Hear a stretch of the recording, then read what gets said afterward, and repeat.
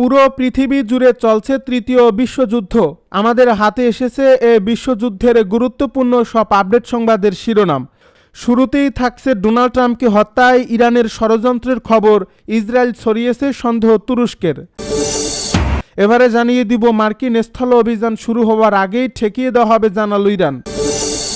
এদিকে যুদ্ধবিরতি বাড়ানোর বিষয়ে যুক্তরাষ্ট্রের সঙ্গে আলোচনা নিয়ে ইরানের বার্তা। সব শেষে জানিয়ে দিব প্রতিবেশী দেশে হামলার জন্য ইরাককে ঘাঁটি হিসাবে ব্যবহার করতে দেওয়া হবে না জানালো ইরাকি প্রধানমন্ত্রী। এতক্ষণ শুনছিলেন হাতে থাকা আপডেট সংবাদের শিরোনাম, এবারে বিস্তারিত।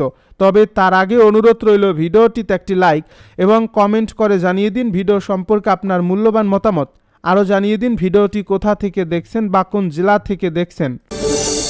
প্রতিবেশী দেশে হামলার জন্য ইরাককে ঘাঁটি হিসাবে ব্যবহার করতে দেওয়া হবে না ইরাকি প্রধানমন্ত্রী। প্রতিবেশী কোনো দেশে হামলা চালাতে ইরাকের ভূখণ্ড বা আকাশসীমা ব্যবহার করতে দেওয়া হবে না বলে জানিয়েছেন দেশটির প্রধানমন্ত্রী আলী আল জাইদি। খবর আল জাজিরার। বুধবার রাতে ইরাকের আকাশ প্রতিরক্ষা কমান্ডারের অপারেশন সেন্টার পরিদর্শনের সময় তিনি একথা বলেন। এ সময় তিনি দেশের আকাশ প্রতিরক্ষা ব্যবস্থা আরও শক্তিশালী করার পরিকল্পনা নিয়ে কর্মকর্তাদের সঙ্গে আলোচনা করেন।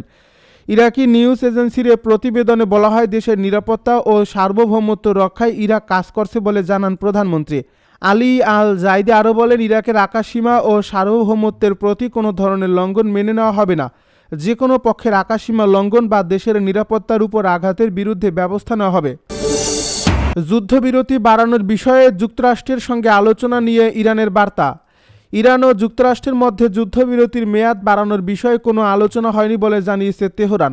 ইরানের এক জ্যেষ্ঠ কর্মকর্তা রয়টার্সকে বলেন, ইরানের দৃষ্টিতে যুদ্ধবিরতি কার্যকর হওয়ার কোনো নির্দিষ্ট তারিখই ছিল না, এর ফলে তা বাড়ানোর কোনো প্রশ্নই নেই। এর আগে পাকিস্তানি সরকারি সূত্রের বরাত দিয়ে তুরস্কের আনাদুল এজেন্সি জানিয়েছিল, জুনে স্বাক্ষরিত অন্তর্বর্তী চুক্তির আওতায় ইরান ও যুক্তরাষ্ট্র 60 দিনের যুদ্ধবিরতি বাড়াতে সম্মত হয়েছে। তবে ইরানি ওই কর্মকর্তা দাবি করেন, যুক্তরাষ্ট্র অন্তর্বর্তী চুক্তিতে সম্মত হওয়ার মাত্র 48 ঘন্টার মধ্যে সেটি লঙ্ঘন করে এবং কয়েকদিন পর চুক্তি থেকে সরে যায়। তিনি বলেন, মধ্যস্থতাকারীদের মাধ্যমে বর্তমানে যেসব বিষয় নিয়ে আলোচনা হচ্ছে তার মধ্যে যুক্তরাষ্ট্রের অন্তর্বর্তী চুক্তিতে ফিরে আসা এবং চুক্তির প্রতিশ্রুতিগুলো বাস্তবায়নের জন্য একটি সময়সীমা নির্ধারণের বিষয় রয়েছে। তবে এ বিষয়ে এখন পর্যন্ত কোনো অগ্রগতি হয়নি বলেও জানান তিনি।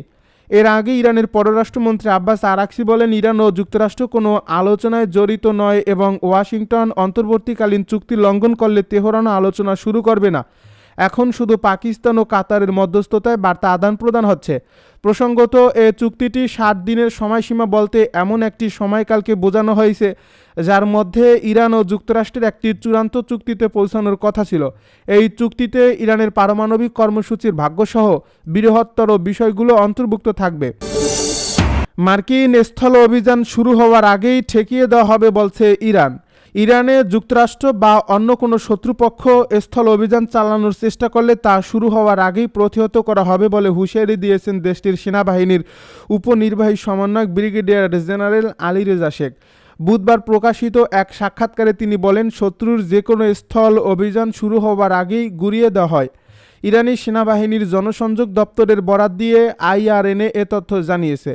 শেখ বলেন, ওয়াশিংটনের সামরিক বক্তব্যে সাম্প্রতিক পরিবর্তনগুলো যুক্তরাষ্ট্রের বৃহত্তর কৌশলগত ব্যর্থতার ইঙ্গিত দিচ্ছে। আধুনিক যুদ্ধের জটিল পরিস্থিতিতে ইরানের কৌশলী অবস্থান যুক্তরাষ্ট্রকে বারবার তাদের রাজনৈতিক লক্ষ্য পরিবর্তন করতে বাধ্য হয়েছে। তিনি বলেন, আধুনিক যুদ্ধে শুধু সামরিক সরঞ্জাম বা প্রযুক্তিগত শ্রেষ্ঠত্বই সাফল্যের নির্ধারক নয়, বরং প্রতিরক্ষা সক্ষমতার সঙ্গে নতুন চিন্তা ও কৌশলের সমন্বয় যুদ্ধক্ষেত্রে সাফল্যের মূল বিষয়। ইরানের নিজস্ব সামরিক প্রযুক্তির প্রশংসা করে শেখ বিশেষভাবে বলেন, আরাস ড্রোনের কথা উল্লেখ করেন। তিনি এটিকে প্রতিপক্ষের জন্য দুঃস্বপ্ন হিসেবে আখ্যায়িত করেন।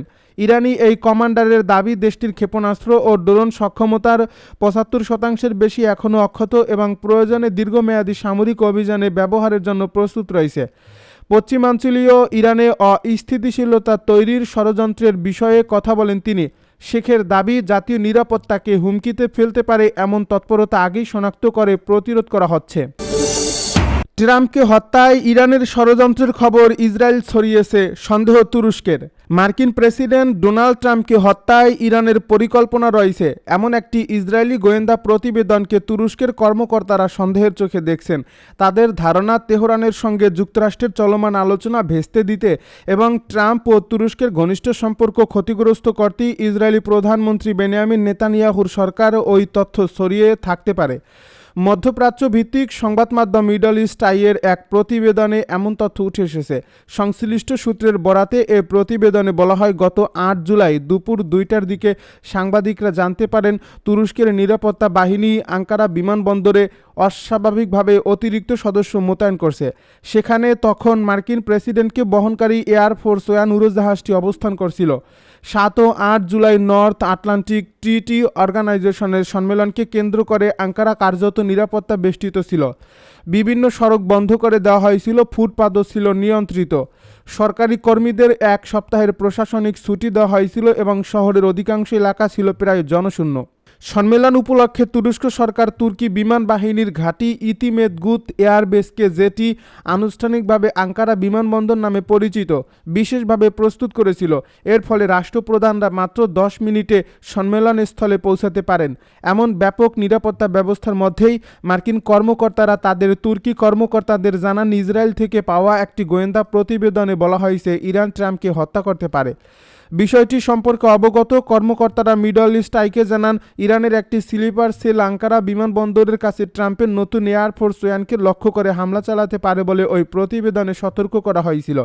এই বিষয়টি সম্পর্কে অবগত এক ব্যক্তি বলেন, ধারণা করা হয়েছিল ইরানিরা বিমানবন্দর থেকে 1 কিলোমিটারের মধ্যে অবস্থান নিয়ে ম্যানপ্যাডস নামে পরিচিত কাঁধে বহনযোগ্য ক্ষেপণাস্ত্রের মাধ্যমে উড়োজাহাজটিতে হামলা চালাতে পারে। তুরস্কের রাজধানীর আন্তর্জাতিক বিমানবন্দরে এশেন বোগা বিমানবন্দরের তুলনায় আঙ্কারা এ বিমানবন্দরটি বেসামরিক স্থাপনায় ঘেরা। রানওয়ের কাছাকাছি কিছু ভবন মাত্র 500 মিটার দূরত্বে রয়েছে। এ কারণে তুর্কি কর্মকর্তারা আরও কঠোর নিরাপত্তা ব্যবস্থা নেন।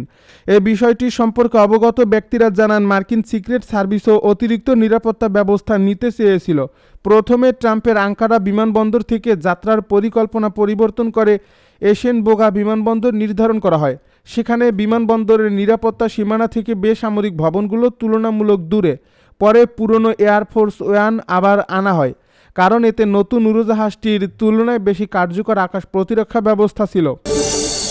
মক্কা চুক্তিতে মিশরকে যুক্ত করতে রাজি নয় সৌদি, কিন্তু কেন তারা সিসি সরকারের উপর বিরক্ত? তুরস্ক ও পাকিস্তানের সঙ্গে গত সপ্তাহে স্বাক্ষরিত প্রতিরক্ষা চুক্তিতে মিশরকে অন্তর্ভুক্ত করার বিরোধিতা করেছিল সৌদি আরব। মিশরকে চুক্তিতে অন্তর্ভুক্ত করার পক্ষে তুরস্ক জোর দিলেও সৌদি আরব এতে রাজি হয়নি। ওই আলোচনার বিষয়ে অবগত 3টি সৌদি সূত্র মিডল ইস্ট আইকে কথা জানিয়েছেন। ওইসব সূত্রের একজন সৌদি রাজপরিবারের সাবেক এক জ্যেষ্ঠ উপদেষ্টা, তিনি বলেন, রিয়াদ চায়নি মিশর অন্তত এখনই এই চুক্তিতে যোগ দিক। বিষয়টি স্পর্শকাতর হওয়ায় 3 সৌদি কর্মকর্তার কেউই নাম প্রকাশে রাজি হয়নি। তারা প্রত্যেকে বলেছেন, মিশরের প্রেসিডেন্ট আবদেল ফাত্তাহ আল সিসির সরকারের প্রতি অসন্তোষ থেকেই সৌদি আরব এমন অবস্থান নিয়েছে। রিয়াদের ধারণা, একসময় মিশরের যে কৌশলগত ও সামরিক গুরুত্ব ছিল তা এখন আর নেই। মুসলিমদের পবিত্র নগরী মক্কায় গত শুক্রবার সৌদি আরব, তুরস্ক ও পাকিস্তানের মধ্যে মক্কা যৌথ প্রতিরক্ষা চুক্তি স্বাক্ষর হয়। এই চুক্তি অনুযায়ী যে কোনো একটি দেশের উপর সশস্ত্র হামলাকে 3 দেশের সবার উপর হামলা হিসাবে বিবেচনা করা হবে। সৌদি কর্মকর্তারা একে যৌথ প্রতিরক্ষা সক্ষমতা জোরদারের একটি ব্যবস্থা হিসাবে উল্লেখ করেছেন। তবে কিভাবে এটি বাস্তবায়ন করা হবে, কোন পরিস্থিতিতে এটি কার্যকর হবে এবং সংকটের সময় যৌথ সামরিক সহায়তা কিভাবে দেওয়া হবে, এসব বিষয়ে স্পষ্ট ব্যাখ্যা পাওয়া যায়নি। সূত্রগুলোর মতে, মিশরকে এ চুক্তিতে অন্তর্ভুক্ত করার বিরোধিতার পেছনে রিয়াদ ও কায়রোর মধ্যে দীর্ঘদিন ধরে চলা উত্তেজনাও ভূমিকা রেখেছে।